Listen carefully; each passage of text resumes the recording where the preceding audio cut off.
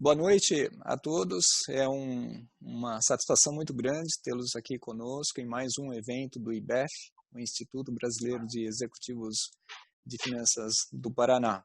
Eu sou Maurício Zanforlin, eu sou vice-presidente do IBEF e CFO do Grupo Marista.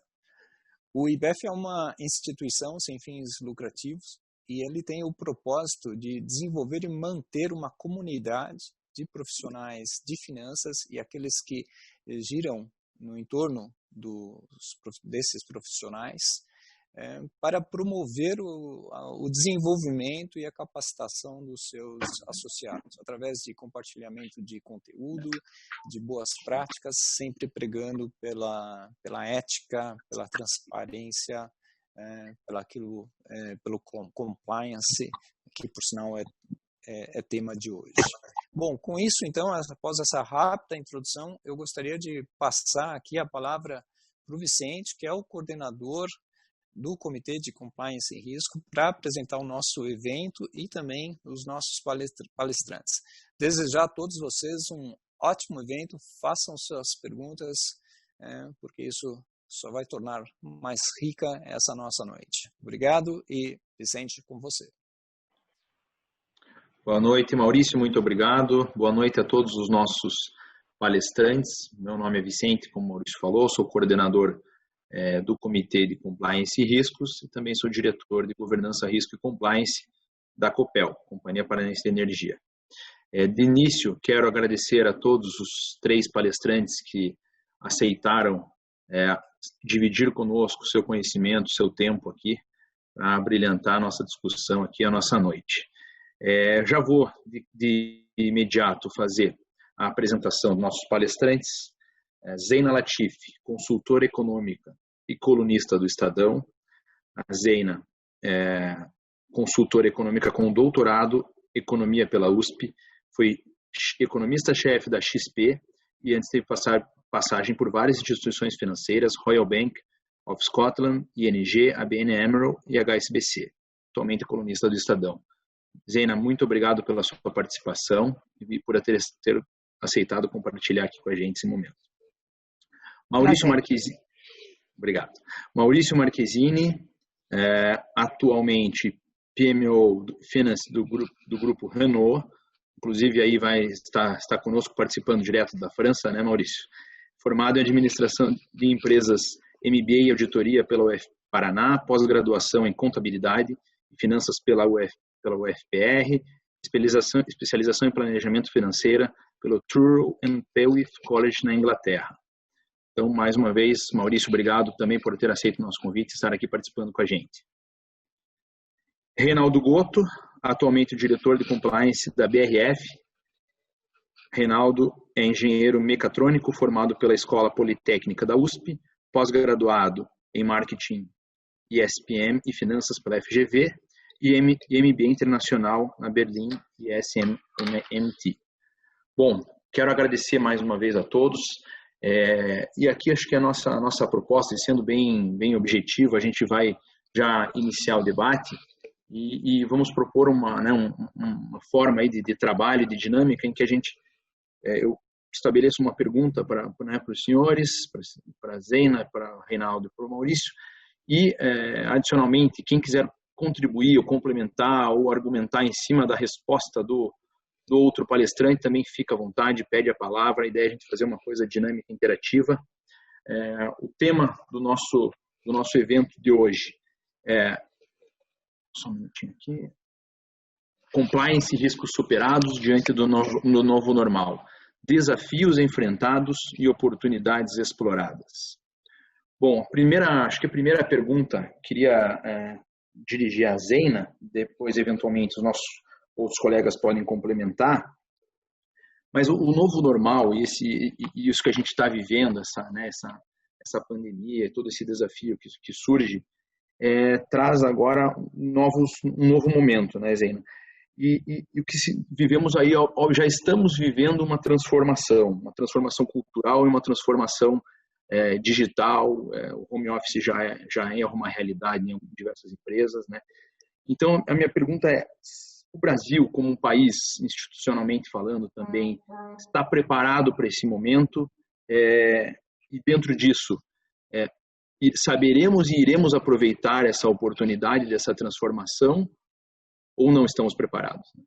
Uhum. Bom, boa noite a todos. Eu agradeço o convite, agradeço a confiança.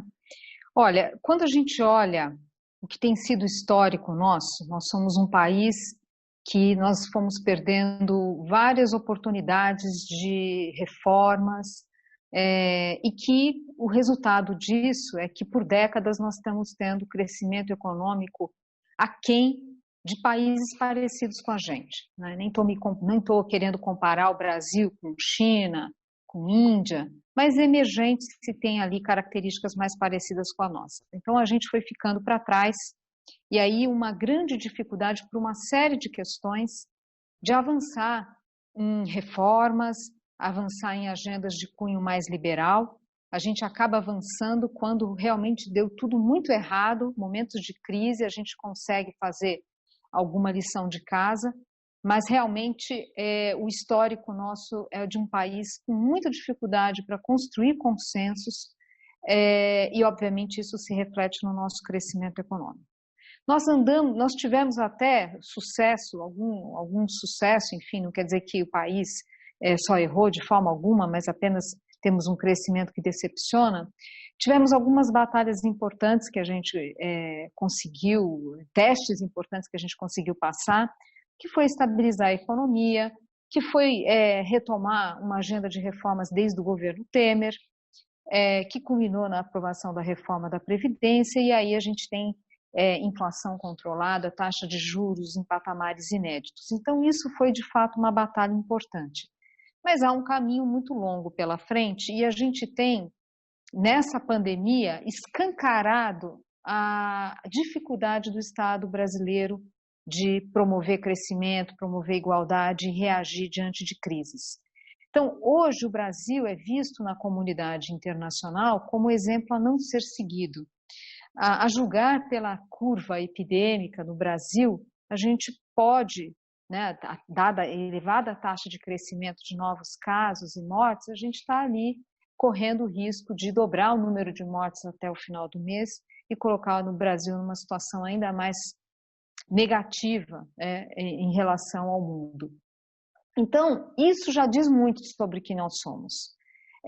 Então, a minha resposta primeira para você é o seguinte: não, nós não estamos preparados, o que não significa que não existe nenhuma capacidade de reação.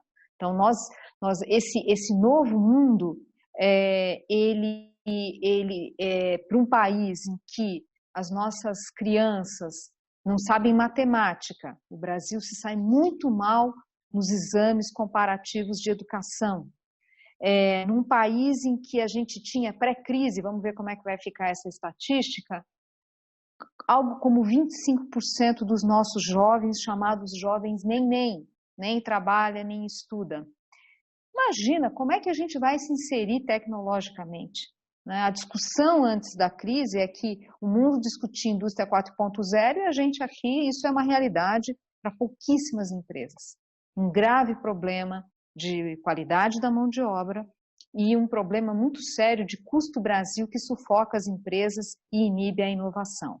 Então, é claro que a gente não está preparado. A questão é que vão surgindo debates importantes no país, e bem ou mal, por isso que eu citei alguns testes que a gente andou passando e, por exemplo, colhendo aí um quadro de inflação e juros baixos, isso mostra que existe alguma capacidade de reação.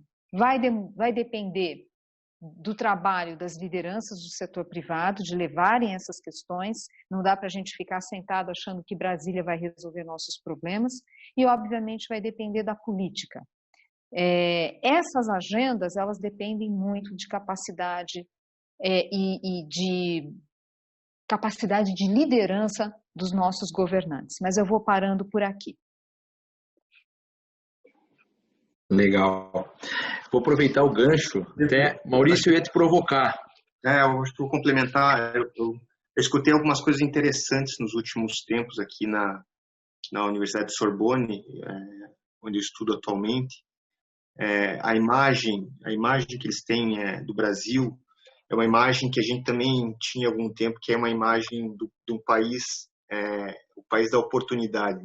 Eu escutei uma coisa bastante interessante de um professor que é muito renomado, um professor de economia, que colocava que o Brasil, obviamente, se ajustou, como a Zena falou, fez muita coisa boa nos últimos 30 anos, se for olhar a partir de 94, tem muita pedra no caminho, tem muito problema ainda, que são problemas evidentes, principalmente na questão burocrática, mas ele colocou uma coisa que eu achei muito interessante, que hoje o Brasil é um país substancialmente de economia doméstica, então você tem um país que consome algo em torno de 90% do que se produz, você é um país continental que tem uma quantidade de consumidores de 200 milhões, você tem problemas, obviamente, uma série de problemas de infraestrutura, mas que elas podem ser exploradas se você desburocratizar um pouco o país.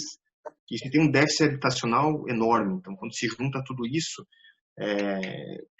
o Brasil tem saída. O Brasil tem saída. E outra coisa, já fazendo um link sobre esse novo momento, outro tema, depois a Zena pode até me complementar, que é um tema mais econômico, mas outro tema que se discute muito em Sorbonne é que o nível atual de globalização, da integração da cadeia produtiva, ele deve mudar. A partir do momento que todo mundo percebeu que para construir um produto, seja ele qualquer, um produto de tecnologia, um carro ou outro produto qualquer, uma empresa precisa produzir peças na China para montar no Brasil, para distribuir para o México, ou para a Europa, ou para qualquer outro lugar do mundo, tudo isso, just in time, se percebe o tamanho do risco que você tem na economia, no modelo que ele funciona hoje. Então, a cadeia de suprimentos ele foi formada por uma redução de custo, para buscar quais eram os lugares com um custo melhor, porém, essa descentralização mostrou que existe um risco de romper a engrenagem atual, principalmente hoje, quando se fala de fechamento de fronteiras e, enfim, outros problemas que tem aí.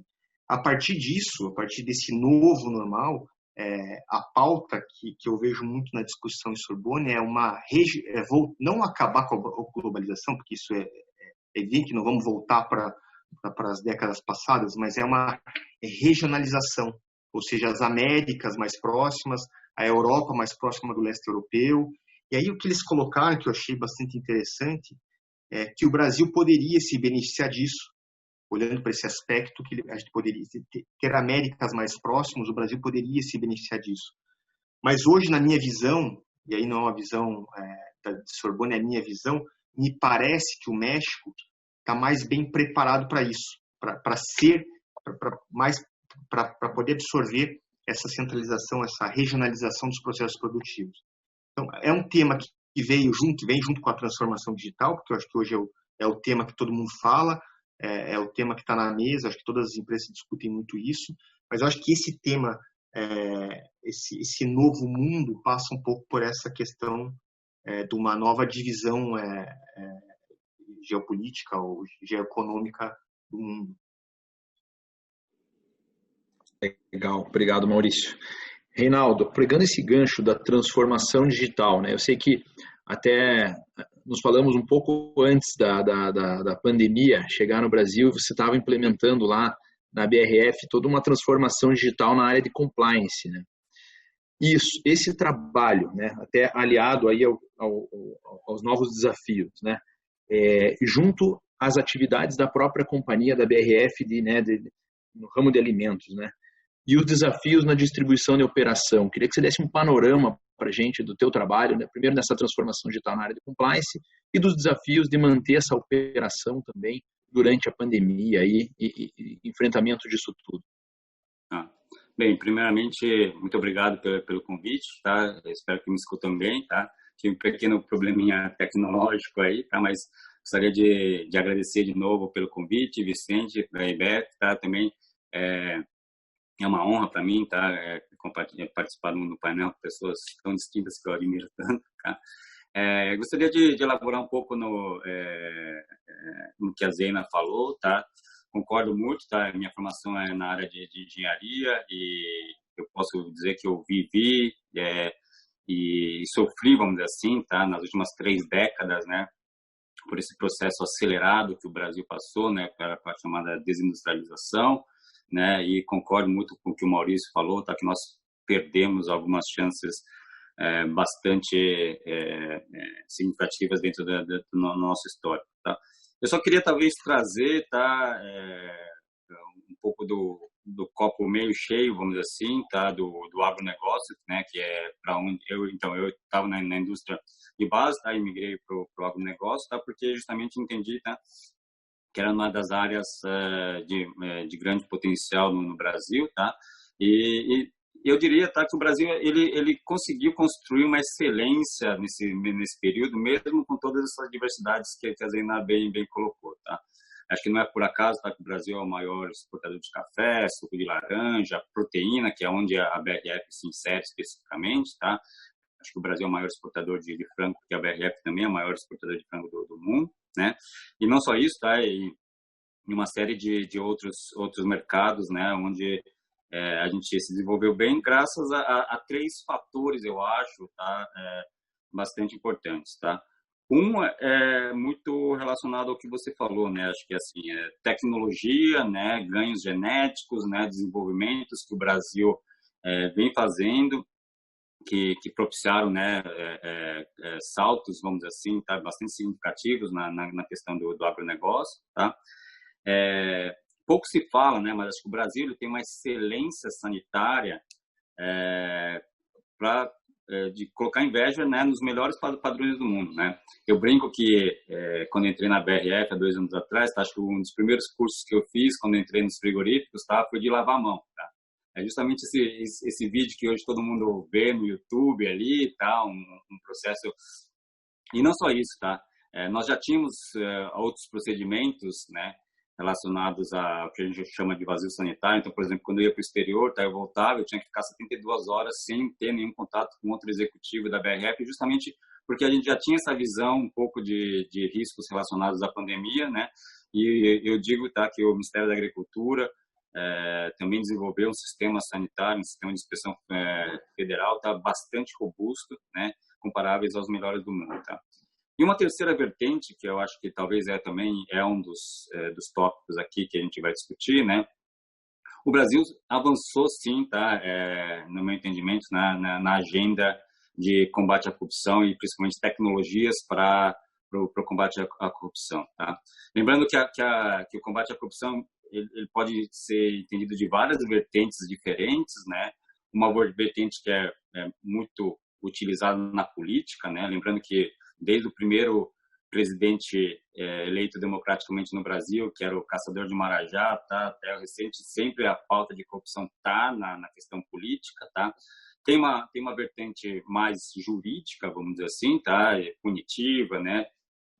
Mas tem uma vertente econômica, né, porque nós, né, profissionais da área de compliance, o que nós fundamentalmente analisamos, tá, é um fator econômico, né, chamado da vantagem competitiva desproporcional, né? E a grande dificuldade da vantagem competitiva desproporcional é justamente nesse adjetivo, tá, do chamado desproporcional, tá, porque um suborno é uma vantagem competitiva desproporcional, tá, um acordo entre concorrentes, tá, é uma vantagem competitiva desproporcional, né, uma lavagem de dinheiro para você ter algum benefício tributário também é uma vantagem competitiva desproporcional, tá, ou você não atender uma das legislações, tá, frente aos seus concorrentes, né?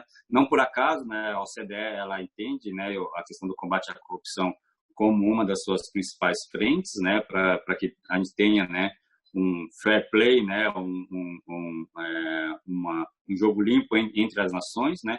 E o último guideline que foi publicado há 2 semanas atrás pela OCDE, tá, coloca vários pontos ali e eu diria que o Brasil ele avançou e avançou bem nesse ponto. Temos ainda bastante a melhorar, sem dúvida, tá? Mas eu acho que, voltando à sua pergunta, tá, em termos de tecnologia, né, o Brasil avançou bem, tá? Não só na questão da tecnologia agropecuária, na tecnologia sanitária, tá? Mas também na tecnologia de combate à corrupção, tá? Não deixo de, sem dúvida nenhuma, né, concordar em número, gênero e grau com a Zena, tá? Eu acho que mesmo frente a esses resultados, tá? Acho que o Brasil, né, ainda está muito aquém, né, na questão logística, que é uma coisa que nos emperra muito, da questão de crescimento, tá? A reforma tributária, ela é necessariamente imperativa, né, para as mudanças que nós queremos ter, tá? E eu gostaria só de finalizar, tá, com um tema que o Maurício trouxe, né, que eu aprendi também nessas lives nas últimas semanas, tá? Eu acho que a gente vive no Brasil, tá, um outro mal que é da infotoxicação, tá? Ou seja, tá, uma toxicação pela questão ou de informações, falta de informações desencontradas, tá? Mas assim, uma deterioração muito grande, né, da imagem do Brasil, não só para os brasileiros, mas também no exterior, tá? Infelizmente, tá, por esse momento que a gente vive tão complexo, né, da questão das informações. Legal.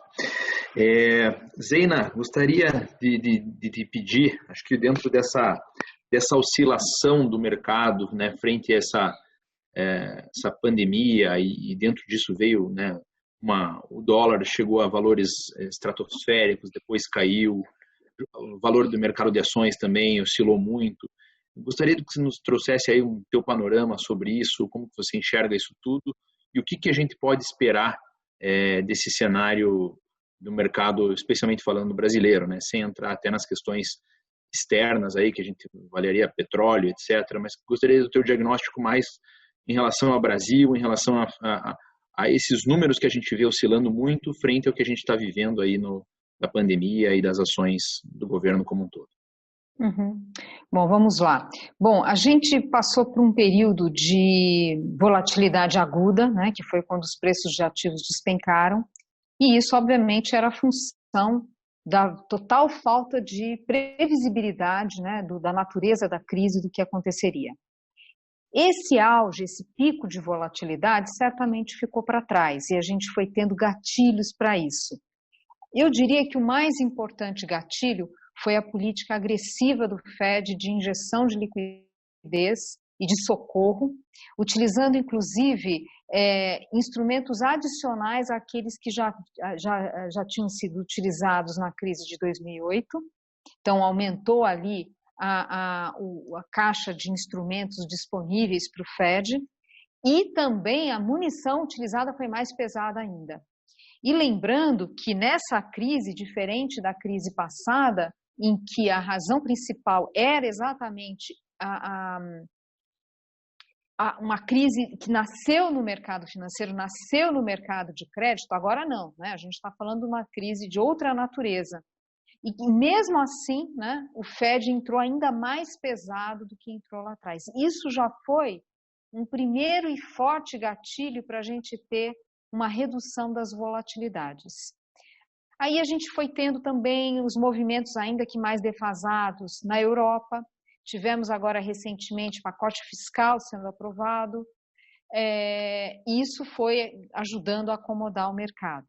Depois a gente teve, meio que em paralelo, economias avançadas começando a discutir, iniciando o processo de relaxamento do isolamento social. E aí, em função dos dados, quer dizer, esses países começaram esse relaxamento porque as curvas epidemiológicas já estavam mais confortáveis, ou seja, os números de novos casos já tendo uma queda importante. E aí a discussão do mercado foi, olha, a julgar por esses números, o risco de uma segunda onda de infectados diminuiu bastante, ou se ela tiver, é uma onda pequenininha.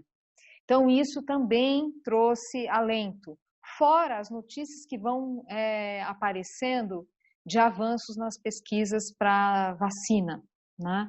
Então, são vários esforços que estão sendo feitos ao redor do mundo. Isso também, cada vez que vem uma notícia positiva, está testando em humanos, pronto, o mercado reage bem. Então, mas foi isso, quer dizer, uma combinação de ação dos bancos centrais e a percepção que tem o isolamento sendo relaxado e que não tem o risco de uma segunda onda. No caso dos Estados Unidos, há também essa percepção de que, olha, a economia, a gente está se surpreendendo com a capacidade de reação em função dos dados recentes do mercado de trabalho.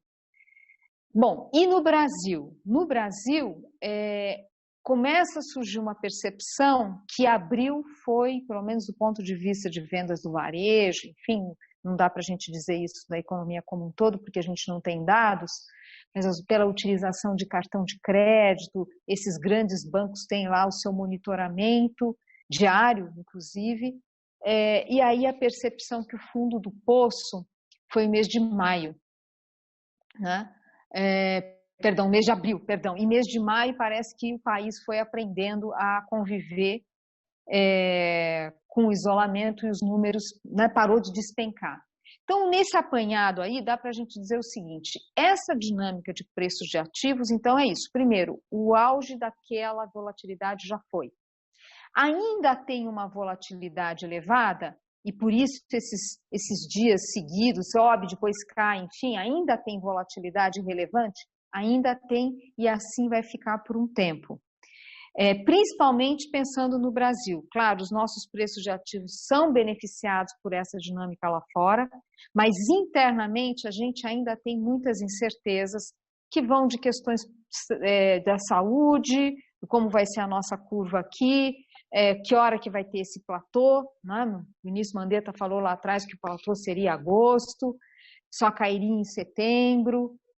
Tem as questões políticas que a gente sabe dos vários ruídos que estão aí, tem a visão de que a gente não vai ter uma recuperação fácil, porque é uma economia que estruturalmente está muito frágil, então é claro que vamos continuar tendo, ainda que com uma tendência de recuperação, mas a volatilidade, ainda que menor, ela é relevante, ela ainda é preocupante. Então, isso exige, obviamente, dos gestores uma dose de cautela, né? É um mundo também muito problemático aqui, e a importância de diversificar risco num contexto como esse, né?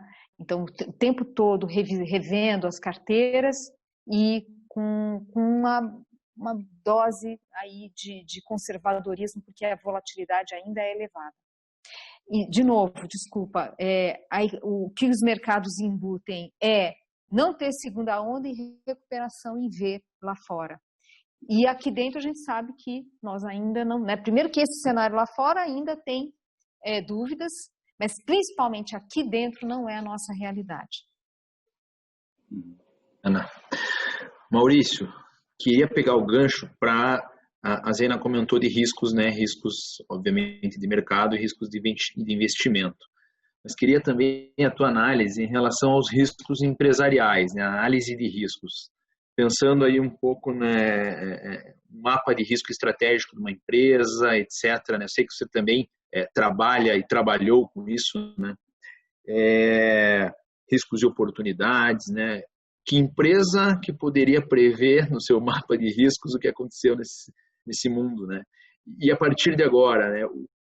Como serão tratados esses riscos empresariais, né? Queria a tua análise sobre isso, por favor. É difícil falar qualquer coisa nesse momento que, de fato, ninguém sabe quando vai terminar a pandemia. Acho que esse é o primeiro ponto. As discussões dentro das empresas, elas existem. Eu vejo, assim, eu já via aqui na Europa uma discussão sobre transformação digital bastante intensa. Eu acho que isso intensificou depois que a pandemia chegou. Então, eu vejo muito isso dentro de todas as empresas, uma aceleração da discussão sobre a questão da transformação digital. E aí, quando fala transformação digital, ela tem várias possibilidades, que é desde o RPA, robotização, a inteligência artificial, colocar o cliente como centro e trabalhar as informações digitais ao redor para melhorar a experiência do consumidor. Enfim, são uma série de realidade aumentada, enfim, são uma série de discussões. A própria indústria 4.0 que a Zena falou, na Europa isso é bastante discutido. Eu não conhecia do tema quando estava no Brasil, mas de fato eu vejo muito essa discussão aqui. Então isso, quando a gente coloca tudo isso numa balança, acho que hoje a discussão das empresas ela está muito voltada para essa transformação digital. principalmente pelo fato desse distanciamento. Então, o avanço, se você olhar o avanço das empresas, a boa parte das grandes empresas, e depois eu posso até chegar um pouco nas pequenas, mas o avanço em 3 meses foi um avanço de 10 anos. Então, se tinha vários projetos na mesa de transformação digital, que eles iam acontecer sob uma série de validações, sejam elas validações de compliance, de risco, de matriz, e que à medida que a crise chegou, você precisou acelerar. E aí se usa um pouco da metodologia do Agile ou do Scrum, que faz e depois a gente resolve os problemas que vão ficar para trás.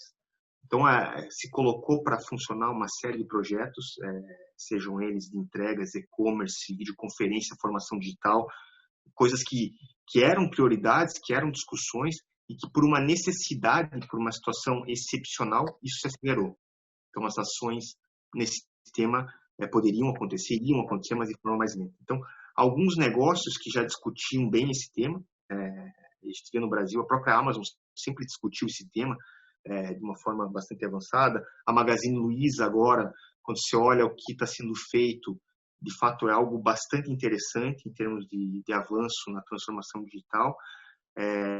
As próprias universidades que conseguiram colocar para funcionar seus programas em 48 horas, então aceleraram esse processo.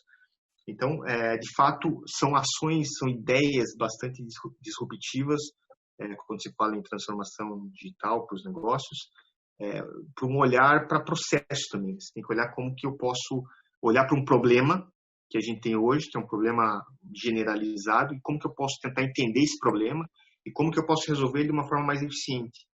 E aí você começa a olhar para toda essa transformação na tecnologia, porque ela pode auxiliar de uma forma bastante positiva.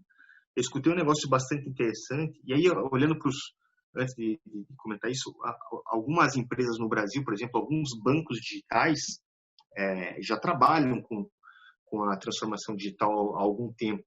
O Banco Original, por exemplo, que tem um pouco mais de 3,5 milhões de clientes, ele já tem uma plataforma de 90% do atendimento é feito por uma plataforma de inteligência artificial. Então, já é uma referência. O iFood, em meio à crise, conseguiu centralizar todos os pequenos comércios numa plataforma única. Então, você acaba ajudando. A Amazon fez uma experiência que eu achei bastante interessante. Depois eu escutei um comentário do Gustavo Caetano, que é o dono da Samba, que é um cara genial em termos de visão de transformação digital, ele comentando um pouco do que a Amazon faz em termos de inovação e transformação digital, e ele deu o exemplo do mercado Gold, que é um mercado que a Amazon começou a fazer nos Estados Unidos.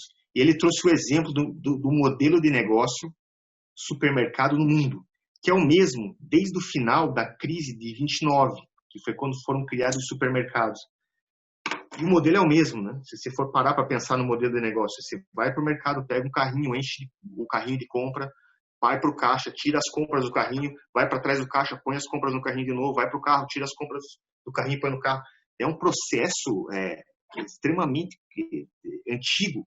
E aí essas novas ferramentas tecnológicas, até como eu vejo aqui na França, como as empresas estão trabalhando, é uma coisa mais ágil. Enfim, você tem uma série de exemplos de empresas trabalhando na tecnologia ou trabalhando em outras frentes para permitir que tenha um avanço nos negócios. Eu acho que esse novo mundo vai trazer isso. Agora, por outro lado, e entrando um pouco na questão do risco, sem dúvidas, você tem uma série de riscos embutidos nesse tipo de negócio. Uma série de riscos. À medida que aumenta o trabalho home office, por exemplo, você aumenta a vulnerabilidade da informação, a segurança da informação. Os ataques cibernéticos, por exemplo, aumentaram, segundo algumas consultorias, de uma forma brutal nos últimos 3 meses. Passa a ser um tema, é um sinal de um controle, de uma gestão de risco bastante importante para as empresas. Em média, as empresas demoram muito para entender essa falha de segurança, especialmente num momento como esse. Então, eu acho que tem esse avanço das empresas para um novo modelo de negócio, por outro lado, você tem que ter uma visão de como que você pode controlar, principalmente, a questão da segurança da informação. Legal. Reinaldo, aproveitando esse gancho de transformação digital, né, com análise de riscos aí que o Maurício abordou, dentro do foco até do compliance, né? Além de ajudar, é possível essa transformação digital ajudar todo um ambiente da organização, do compliance, na redução de custos e também com essas novas tecnologias, você, por exemplo, ter benefícios no teu processo, no teu dia a dia? Como você enxerga isso? Eu acho que com certeza sim, tá? Só queria fazer alguns comentários, tá? Só para corroborar um pouco o que a Zeina falou na macroeconomia, tá? Acho que assim, vindo para o micro, né, no setor especificamente de alimentos e alimentos relacionados à proteína, onde a gente está, tá? Realmente, abril foi um mês, vamos dizer assim, de readequação, mas que especificamente na nossa área, né, foi mais uma migração daquilo que a gente chama de food service, né, ou seja, teve uma queda abrupta, né, nos restaurantes, hotéis, tá, mas ao mesmo tempo, né, o efeito um pouco de pandemia, né, que lotou um pouco os supermercados, os atacados, tá, ao passo que a empresa inclusive teve que fazer algumas campanhas de conscientização de consumo que deram bastante certo, diga-se de passagem, tá.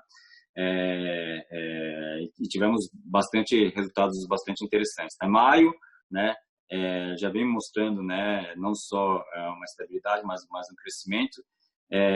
Lembrando, né, que acho que é outro ponto que a Zeina pontuou bem, tá? Não estamos falando de uma crise localizada, né, uma crise generalizada no mundo inteiro, tá?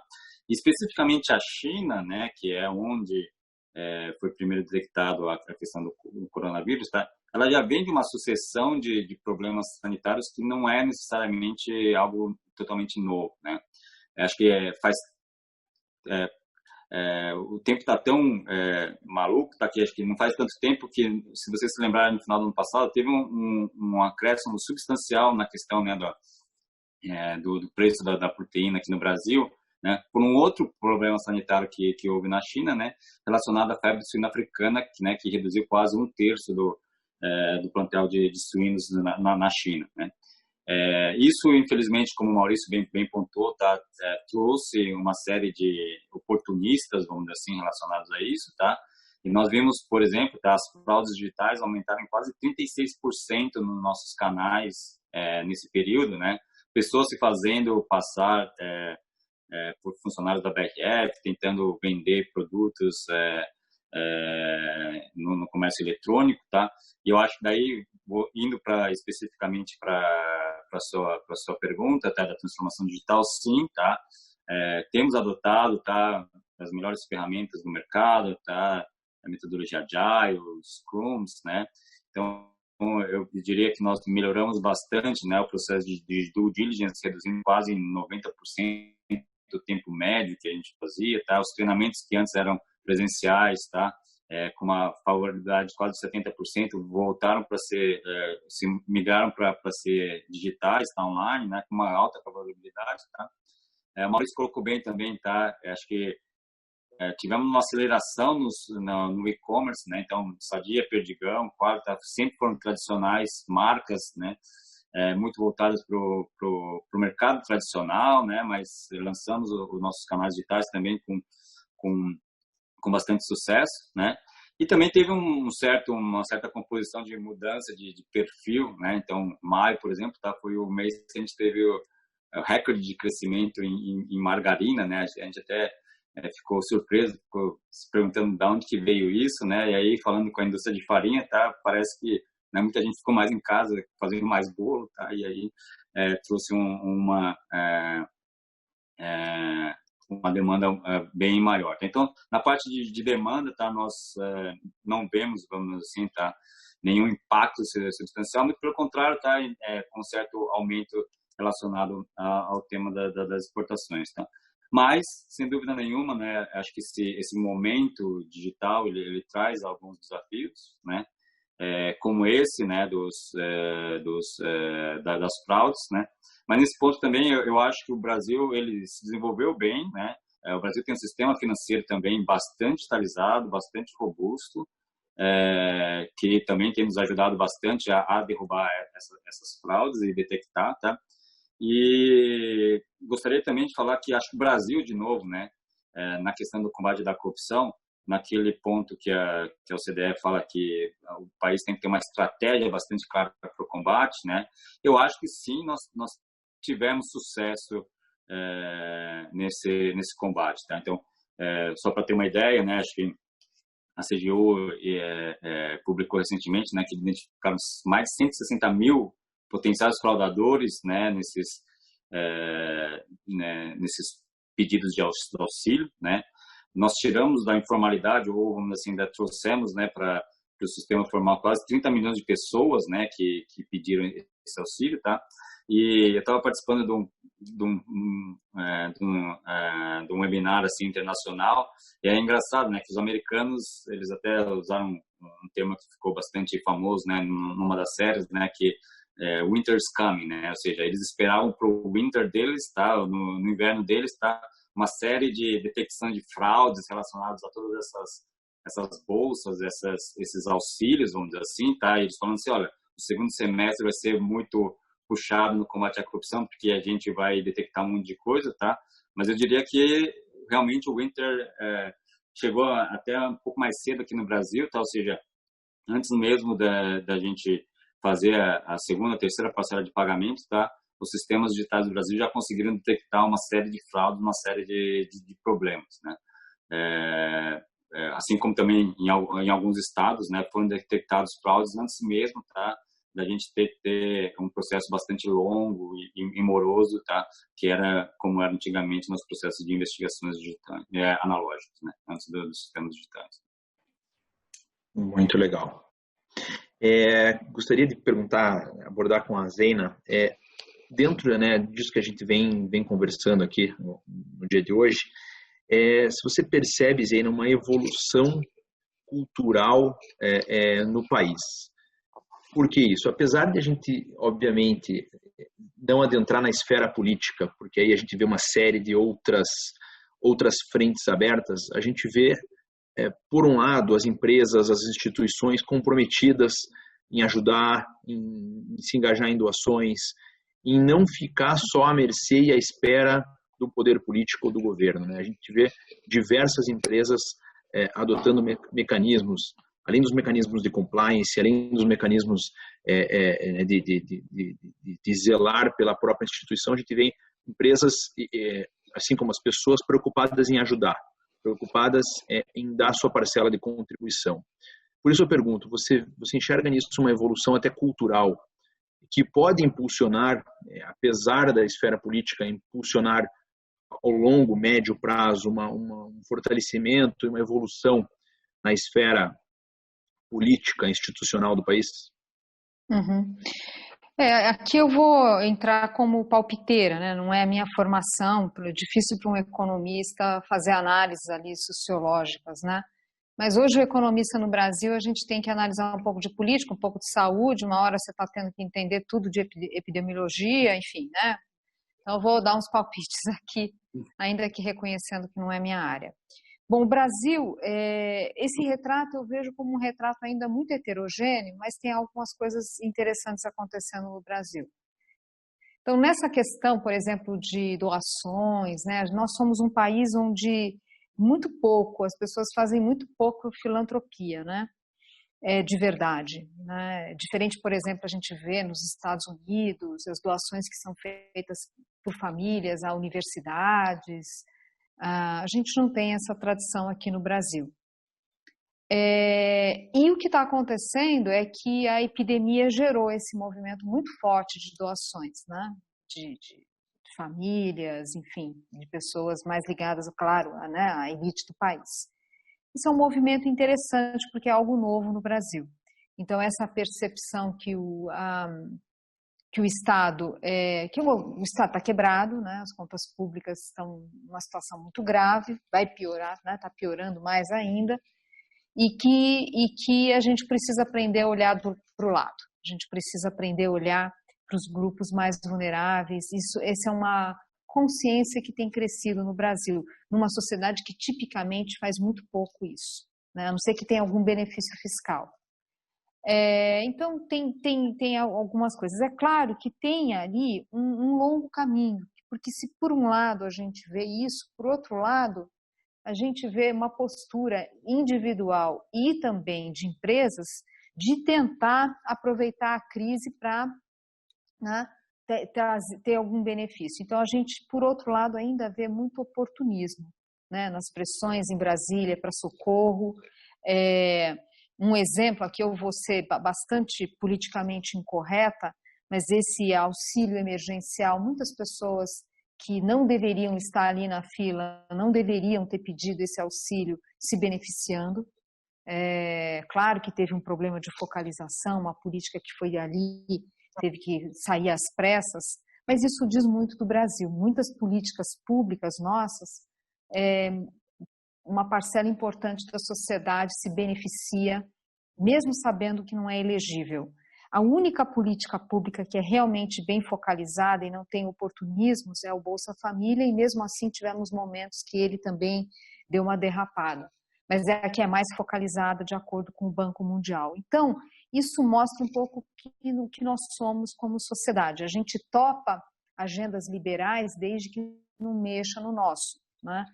E um exemplo também concreto disso é a dificuldade que a gente está tendo agora de discutir que a conta ela tem que ser paga por todos, inclusive pelo funcionalismo público.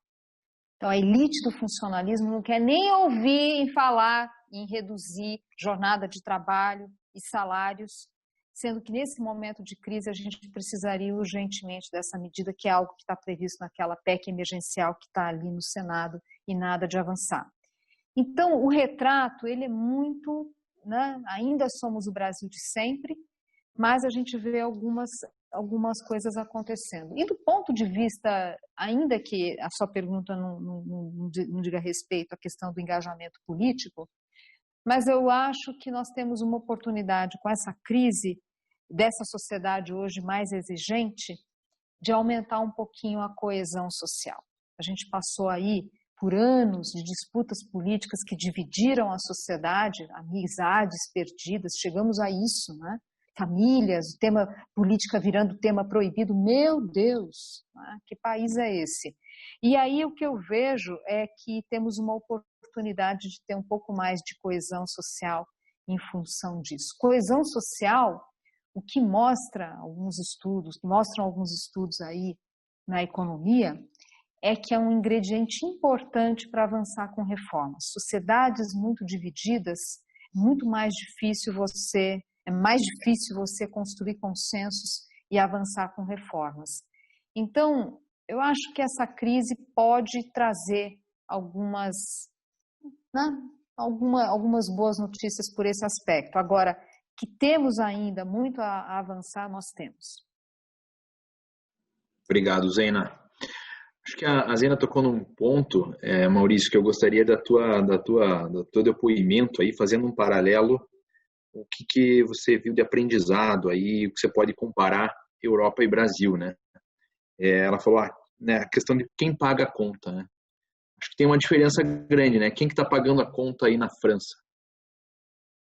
Olha, a minha visão, assim, é bem, olhando, estando próximo aqui, dentro desse problema da pandemia desde o início. A gente começou muito antes que o Brasil. A visão do governo sobre o problema é muito diferente. A visão do governo francês, do governo europeu em geral, é muito, muito diferente da visão que tem o governo no Brasil. Eu acho que, em um primeiro momento, o governo se reuniu com as principais entidades, se discutiu muito o que precisava se fazer.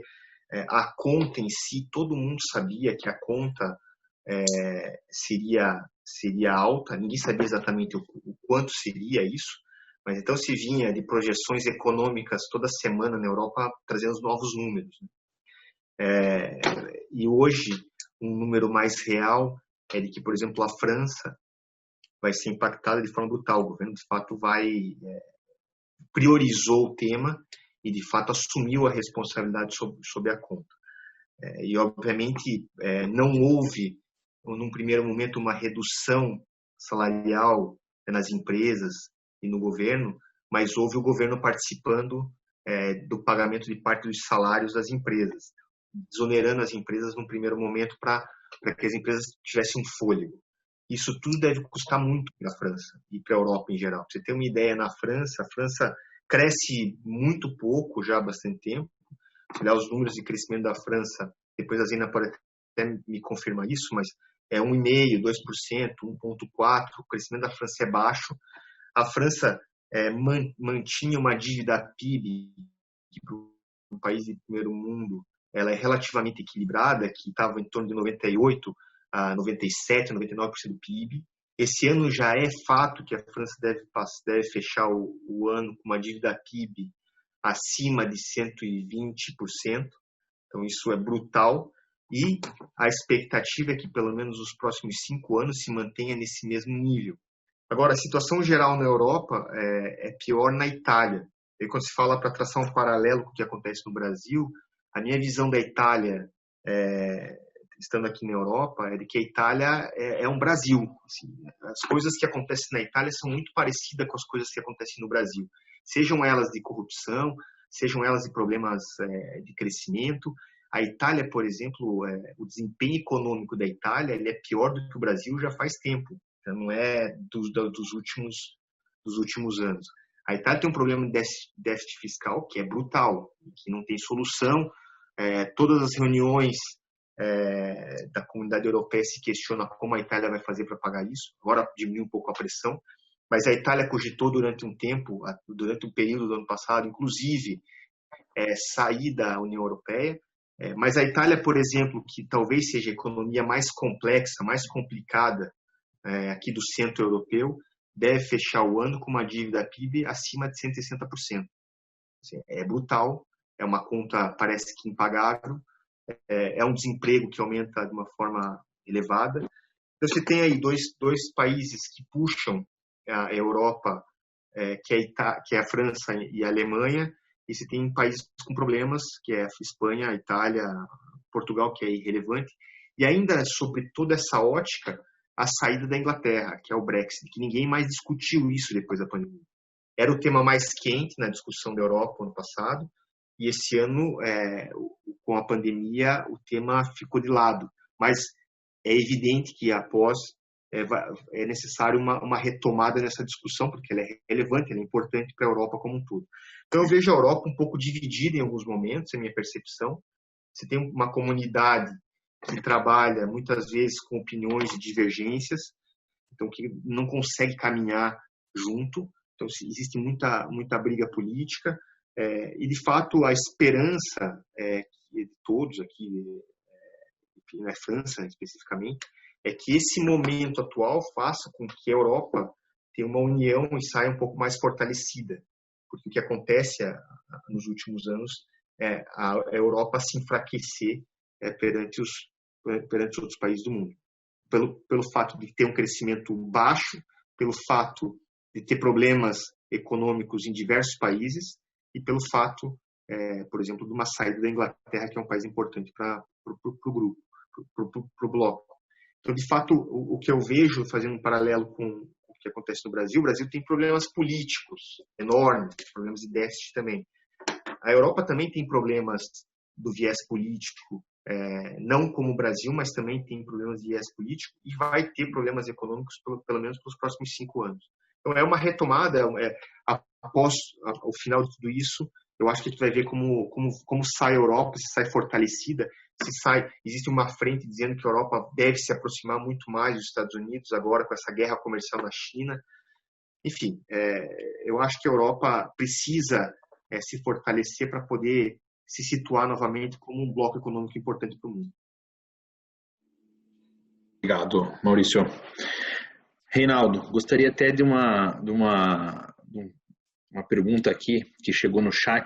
Eu queria desdobrar ela para você. Como que a BRF tem, acho que um pouco disso até você já abordou, mas se você pudesse dar uma aprofundada para a gente, como que a BRF está mantendo a aderência, né, às regras de compliance e também como que uma pequena ou média empresa pode iniciar um processo de implantação do sistema de compliance, tendo em vista, né, agora as prioridades de Covid e pós-Covid, né? Se tem alguma diferença ou não na tua visão, por favor, Reinaldo. Eu acho que tem algumas diferenças, sem dúvida nenhuma, né? Mas tanto para pequenas e médias, assim como grandes empresas, tá?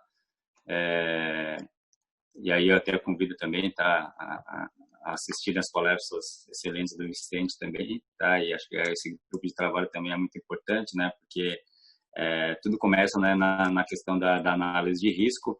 E sem dúvida nenhuma, né, a nossa matriz de risco ela mudou, ela se mobilizou, vamos dizer assim, tá? Então, como foi dito aqui, por exemplo, tá, doações, né, doações, a empresa, a BRF, ela sempre focou muito mais, né, em doações para entidades privadas, tá, para um risco menor, né? Mas, dentro de todas as incertezas que nós temos dentro do cenário, tá? A única certeza que nós temos é que, infelizmente, né, a desigualdade social vai aumentar, né? O índice de vulnerabilidade também vai aumentar, né? Então, a empresa criou um fundo de 50 milhões de reais, tá? Para ajudar também para reduzir a questão da desigualdade. E aí, obviamente, né, você tem que adequar os seus sistemas, né, para ser mais ágil, como o Maurício falou, tá, com mais tecnologia, né, mais atento também às questões dos riscos, né, e também com uma coisa que o Maurício também trouxe muito bem da indústria 4.0, né, assim, a questão da rastreabilidade é muito importante. A rastreabilidade já é um tema preponderante no setor de alimentos, né, porque hoje grandes clientes como nós, do McDonald's, por exemplo, né, todos os nuggets que vocês comem, o McChicken, são da BRF, tá? Mas eles querem saber se o frango ele comeu uma soja de uma área desmatada irregularmente, tá? Então você tem que ter um processo de rastreabilidade extremamente grande, tá? Robusto, tá? E só necessariamente com tecnologia, tá? Com a questão da indústria 4.0, ela é possível, tá? É um risco maior se expor? Tá? Acho que a Zena ela contou muito bem, tá? Que a filantropia não é necessariamente, tá? Não era, né? Vamos dizer assim, tá? Um dos principais focos das indústrias brasileiras, tá? Mas acho que também, não como desculpa, tá? Mas acho que houve um processo muito grande de deterioração e de demonização do setor privado no país, tá? Assim como o Maurício, tá? Eu morei 4 anos na Alemanha também, né? Eu posso dizer que na Europa, né, respeita-se muito, né, a opinião de um CEO, tá, ou de um CFO quando ele vai na televisão, tá, dar um palpite sobre alguma mudança econômica, tá? E aqui no Brasil, tá, um dado como palpiteiro, como a Zena falou, tá totalmente não empírico, tá? Mas basta ver, tá, assim, não só nos noticiários, tá, mas na retrospectiva do final do ano, você basicamente vê lá artista, jogador de futebol e um outro político, tá? Ou seja, não tem muita voz para iniciativa privada, né? Eu acho que o que a gente está vivendo agora um pouco, tá? Eu vou até repetir aqui o que eu aprendi também essa semana, tá? Um renascimento, vamos dizer assim, tá? Nesse período que a gente está, um pouco menos de celebridades, um pouco mais de ciência, tá? E de responsabilização do setor privado, né? Então, eu acho que, sim, tá? O setor privado ele tem um papel preponderante, tá? Infelizmente, a gente está nessa transição bastante duvidosa, tá? Como o Maurício contou, como a Zena também falou, tá? Assim, onde o velho está morrendo, tá? A gente não sabe direito como vai ser o novo, mas eu acredito muito, tá? Que o Brasil ele tem esse potencial e se a gente pode usufruir de alguma coisa nesse setor, tá? Nesse momento, tá? Revisitar um pouco, né? Esse outro tema que eu tinha falado inicialmente, né? Da infotoxicação, tá? Ou da deterioração das imagens, tá? Porque não só com a imagem, mas principalmente, né, com o aumento da cadeia do valor agregado, tá? Eu acho que o Brasil tem grandes potenciais, né? Só para dar alguns exemplos, de novo, na microeconomia, tá? Nós somos o maior exportador de café do mundo, tá? Mas nós importamos cápsula de café dos nossos amigos italianos, tá? Que parece um contrassenso, vamos dizer assim, tá? Quando você vai num restaurante europeu, tá, você acha que, né, uma carne argentina é a melhor coisa do mundo, mas provavelmente você deve estar comendo uma carne brasileira, né? Nós somos o maior exportador tá, de minério de ferro, mas o Brasil ainda importa trilho, né, de trem, que é um negócio que para mim é um contrassenso, né? E nessa pandemia, né, acho que o Brasil é um dos maiores exportadores de algodão do mundo, né? Mas também, né, nós nos vimos tá, numa batalha, né, para importar máscara, vamos dizer assim, tá? Então acho que se vale uma certa reflexão, tá? Eu acho que focar em alguns segmentos onde a gente consegue agregar mais valor, tá? Se aproveitar, vamos assim, do fortalecimento dessas cadeias, né? E, né, melhorar, assim, um fortalecimento, né, do setor privado também, acho que pode ser uma oportunidade para o país depois desse processo. Legal. Zena, acho que uma última pergunta, né? Sei que a gente já vai se aproximando para o final, faltam aí 20 minutos, então acho que a gente vamos tentar ser aí o mais objetivo possível, peço a compreensão de vocês. Uma pergunta que chegou no chat, né? Uma das indústrias mais afetadas pela epidemia foi a de manufatura devido à forte interdependência de fornecedores baseados em outros países, em especial a China. Como vocês têm visto o movimento da indústria nesse sentido? Há possibilidade de um retorno das indústrias em buscarem fornecedores locais? Uhum. Olha, eu vou dar prosseguimento ao que foi falado pelo Reinaldo, que é o seguinte: o Brasil, esse tal custo Brasil, ele pesa principalmente na indústria. A indústria tem carga tributária mais elevada.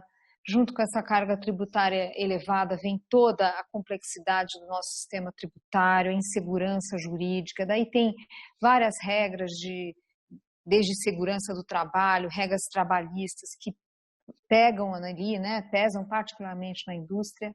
E a indústria, diferente do setor de serviços, não tem a mesma margem, não tem os mesmos graus de liberdade para repassar a pressão de custos a preços finais, pela própria concorrência com os produtos lá de fora. Esse é um fator, assim, que, óbvio, né, a agropecuária sente menos o custo Brasil e o setor de serviços também. Então, a manufatura é o que mais pesa. Uma agenda de redução do custo Brasil, e não é bala de prata, né, não é uma medida ou outra, são várias iniciativas que a gente tem que fazer e tem com foco especial nessa questão da insegurança jurídica, penso principalmente na questão tributária, do lado tributário, seria uma condição essencial para a gente ter uma cadeia produtiva aqui mais complexa e não acontecer isso que né, da gente ser grande produtor de produto primário, mas uma etapa seguinte no processo produtivo a gente já não é. A gente já não é competitivo. A lista é enorme, né? Ele colocou ali 3 exemplos, a lista é grande. Então, você pode ter a crise que você quiser, se a gente não tiver uma agenda de redução de custo Brasil, a gente não vai conseguir ser competitivo nesses produtos que têm um mínimo a mais ali de sofisticação. Então, nós não temos isso. Essa agenda, ela foi retomada, né? Essa agenda de redução de custo Brasil, ela foi retomada. O ritmo é lento? É lento. Precisamos acelerar? Sim. O setor privado tem consciência disso e, por incrível que pareça, há lideranças no Congresso também com essa visão. São agendas que você tem que trabalhar, como eu disse, trabalho de formiguinha, né? Não é uma ou outra reforma, você tem que ir numa sequência, o país aí tem uma agenda pela frente. Aí sim a gente vai poder falar em sofisticar a nossa indústria e diversificá-la. Não é por causa da crise que a gente vai conseguir fazer, né? Claro que você pode localizadamente um setor ou outro, mas não é disso que se trata. E tem que tomar cuidado com essa ideia de fechar, porque foi justamente o fechamento do país que gerou essa acomodação para fazer reformas e só foi afundando ainda mais a situação da indústria.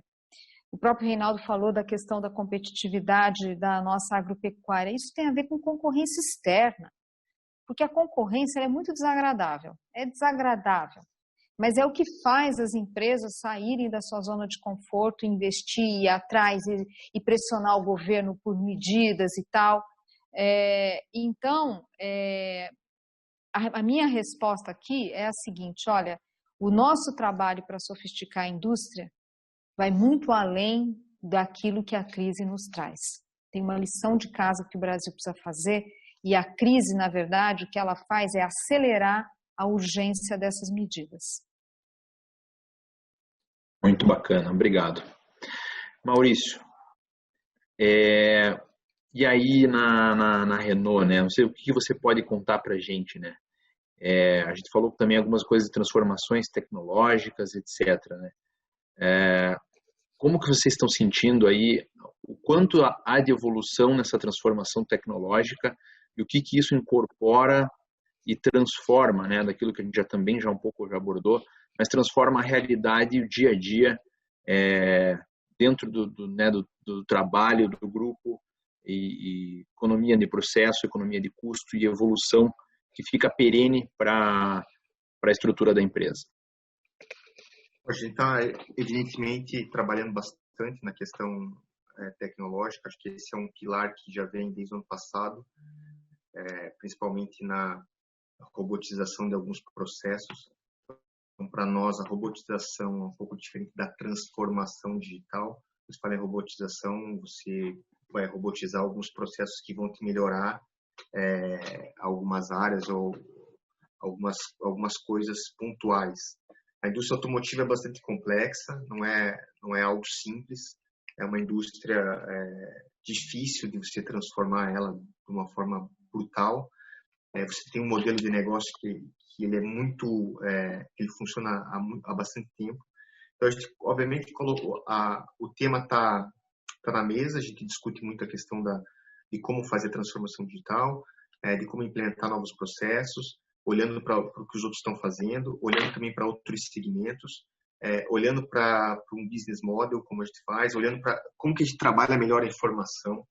Acho que a informação em grandes empresas é algo que precisa ser trabalhado de uma forma melhor. Por exemplo, eu tenho dados aí de outros setores que não o nosso, mas de que tudo que se gera de informação dentro de uma empresa, você acaba aproveitando 35%, 40%. Então, como que a gente aproveita melhor essa informação, as pessoas trabalhando com mais produtividade, usando a informação correta para tomar as decisões corretas. Então, de fato, existe uma frente forte para a questão da transformação. Tem a realidade aumentada, acho que esse é uma realidade em boa parte das grandes multinacionais. Existe também a indústria 4.0, talvez não para todas as regiões, mas para algumas, algum modelo, algum piloto para ver como isso funciona e se funciona bem. Enfim, são diversos projetos que visam a melhoria da produção, como outros setores também estão fazendo. Legal, obrigado. Reinaldo, uma pergunta que surgiu também, que tinham enviado por e-mail anteriormente, seguinte: como as funções de risco e compliance têm apoiado o negócio durante a pandemia e no plano de enfrentamento à crise após o isolamento?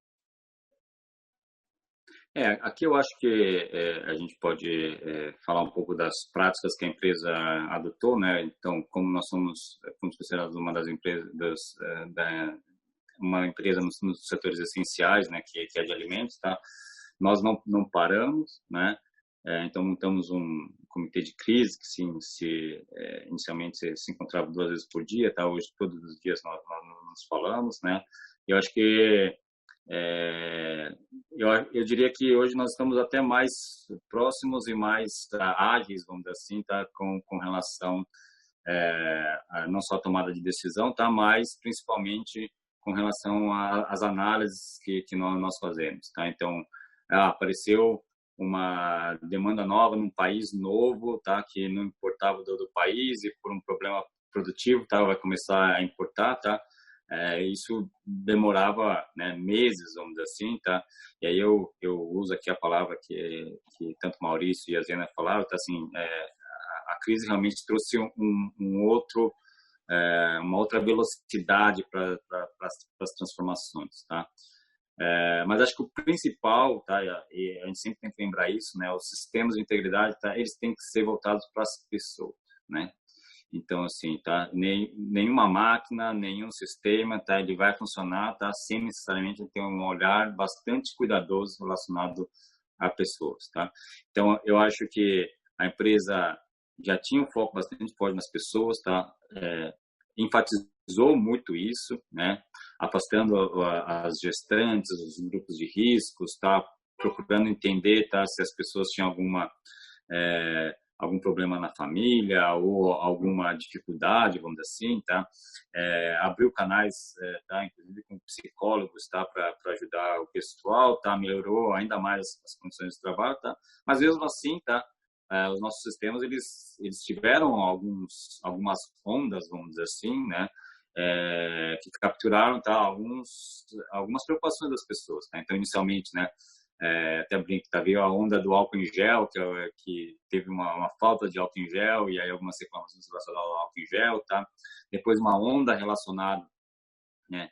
A falta de máscaras, tá? E por fim, tá uma onda de pessoas, tá? Que estavam sintomáticas, eventualmente, tá? Então, tudo isso a empresa foi adaptando hoje, tá? E com um foco muito, muito grande na questão das pessoas, tá? O outro foco também, tá? Que acho que o Maurício explorou bem, tá? Não queria só repetir, tá? Na questão da produtividade, de ser mais rápido, de ser mais simples, né? De ser mais ágil, tá? Para a questão das respostas, tá? E acho que um pouco, né? O isolamento, principalmente de todo o pessoal do back-office, nos empurrou para isso, né? O que era uma reunião de muita gente, tá? Virou, né? Um e-mail, tá? Um e-mail virou uma ligação de 5 minutos, tá? Então a gente aprendeu a ser ou reaprendeu a ser mais rápido, tá?